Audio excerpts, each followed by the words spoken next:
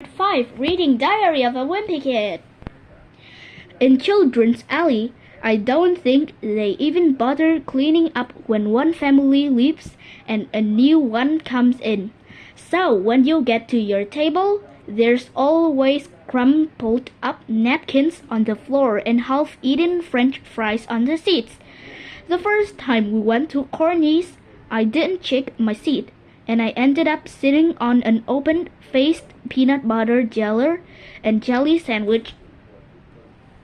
Another thing I hate about Children's Alley is that you are right next to the bathrooms, and the doors are always swinging open, so you can see in there when you are trying to eat. Also, the service is terrible at Corny's, so we always just get the buffet and serve ourselves.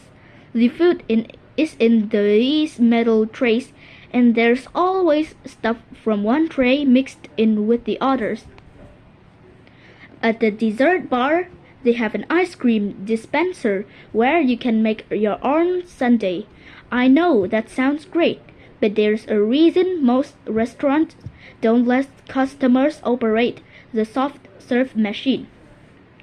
One of the reasons Mom likes to go to Corny's is that they have a ball pit, and she's hoping Manny will learn to play with other kids his age. But Manny usually just buries himself in a pile of balls to hide from the other kids and then waits it out until it's time to go home. Last Thursday, we went to Corny's, and Mom actually made Manny go in the plastic tubes so he couldn't hide in the ball pit.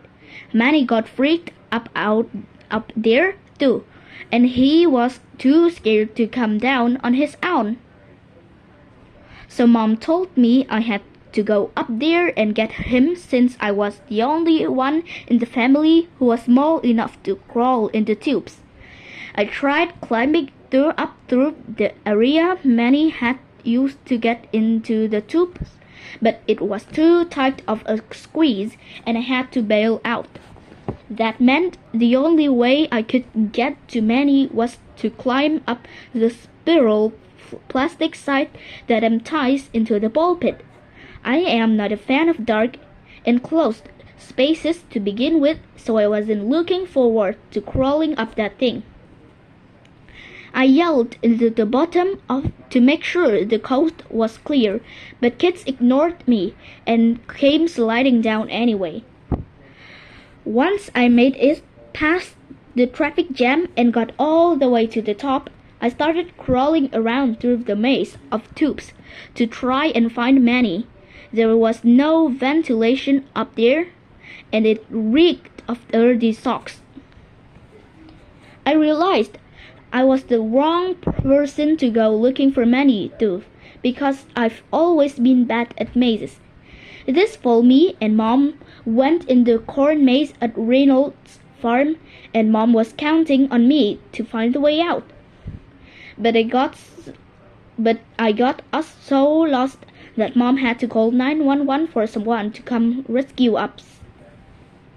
This time, I didn't have Mom's cell phone to bail me out, and when some kid threw up at one end of the tunnel, all the other kids came rushing my way to get the slide.